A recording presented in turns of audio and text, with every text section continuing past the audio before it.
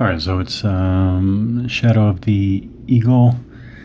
Game is Medellin, 1809. It is the 5th turn. It's the French phase. They've moved. The French have moved. So basically, again, Victor, who's back at Medellin, successfully changed Vilat's orders to defend, so they stay put. I moved this artillery up here. That's interesting. The French artillery doesn't have designations on it.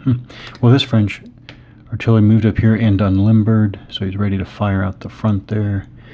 Yeah, and Ruffin back here still has a maneuver order, so he was headed that way, and I changed his orientation this way. He's going to come over here and establish a line like that, so that the cavalry can come back and pass through as the Spanish build up strength, momentum, I guess. So that's that. Now, interestingly, I mentioned this before, but I kept wondering, here's Victor way back here at Medellin, and I'm wondering, why is he still back at Medellin? How come I haven't moved him up? And then I remembered, every time Victor tries to change an order, he's not moving. So it's significant. It's just significant.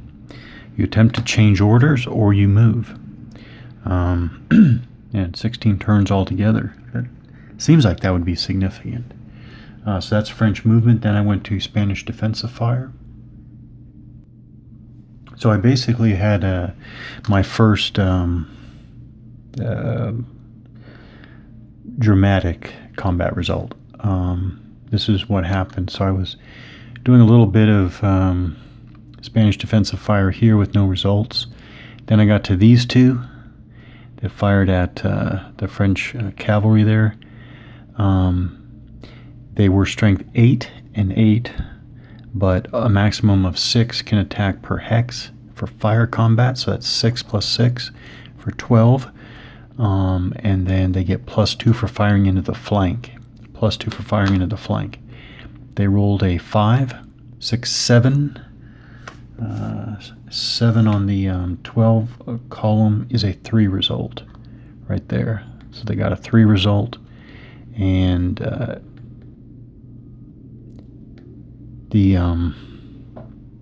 so the French cavalry was 4 strength originally, printed strength, already had 1 hit.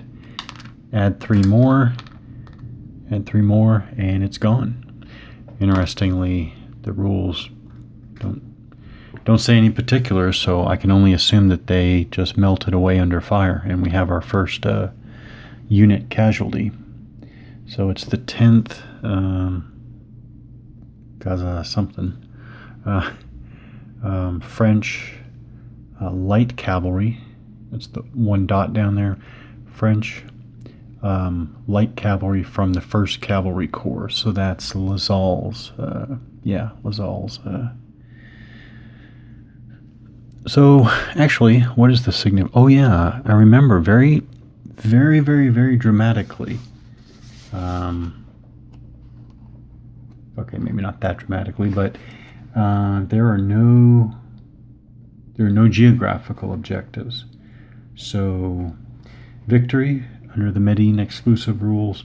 At the end of each turn, count the number of demoralized brigades and divisions. If at that moment that's demoralized, not disorganized or routed or anything. If at that moment either side has 3 demoralized groups, the game ends immediately with a victory for the other side. So you are really trying to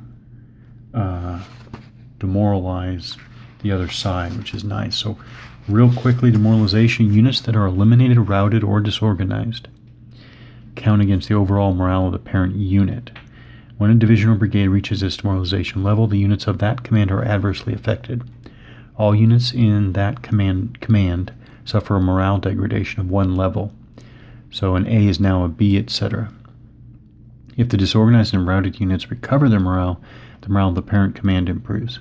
The command may have its morale state fluctuate over the course of the game as units recover from disorganization and rout. So for example, Okay, right now this sounds like something, this sounds like a situation where it can't possibly be what it sounds like. So the rules say units that are demoralized, routed, and eliminated, disorganized, routed, and eliminated count against the formation's demoralization level. So you have a table like this. You go to the table. This is for the Battle of Medellin. Lazal is the command we're talking about, 1st Cavalry. Well, that's funny. It says division there. Oh, 1st Cavalry, Lazal, 10 points. And right away I was thinking 10. Wow, 10 units? That's a lot. I don't think there are 10 units in Lazal's unit. And then I look and I see Velat. Velat has 26. That's all of Velat right there. So it can't possibly be that. So it must be the strength level. But boy, that's really not the same thing. So I guess so this is more significant. If that's already 4 points against the 10 for Lazal, then that's something. No, that's something significant, because I mean, basically, if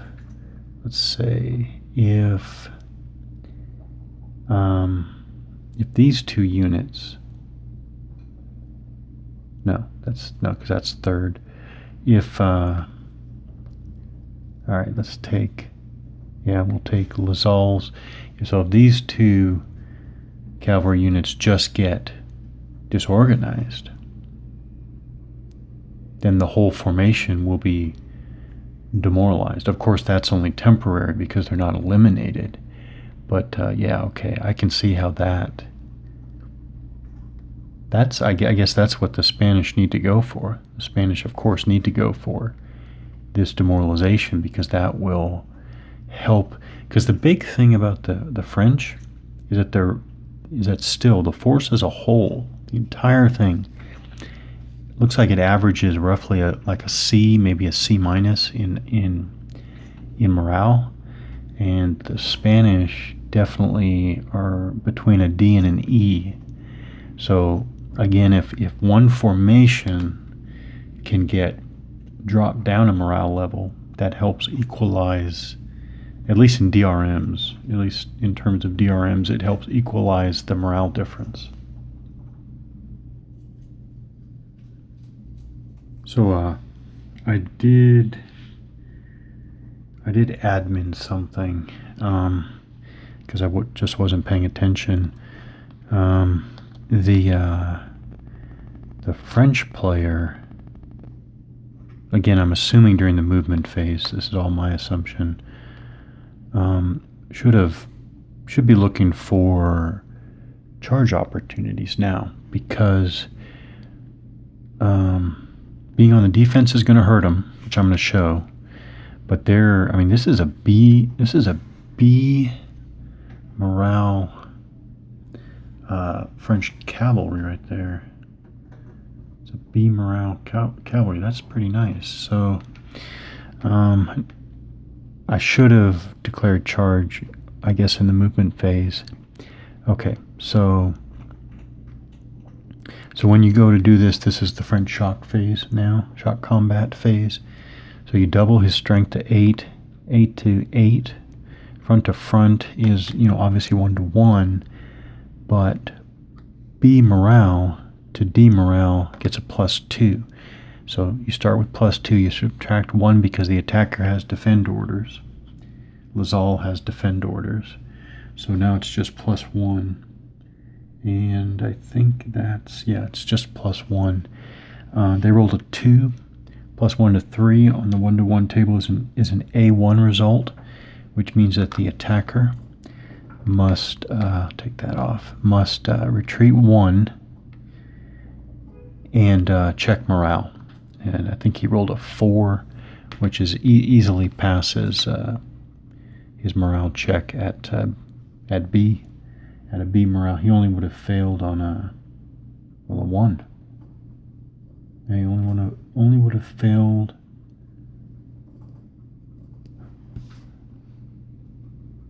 Yeah, only would have failed on the 1. And even that would have just been a disorganized, which disorganized is not nothing. It's something. Okay.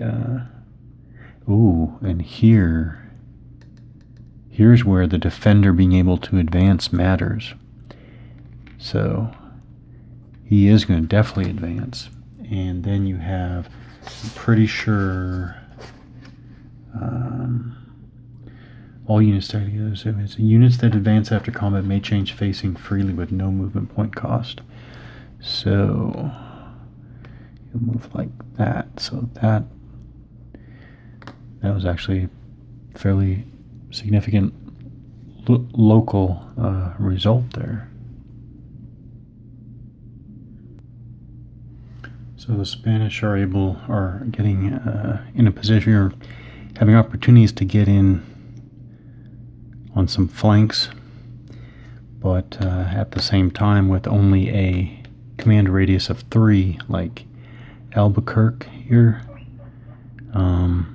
He's got his 5th Division troops here with him, and then as well over here, but he cannot trace command 1, 2, 3 because this is definitely an enemy hexen in an enemy ZOC, not negated by a friendly unit.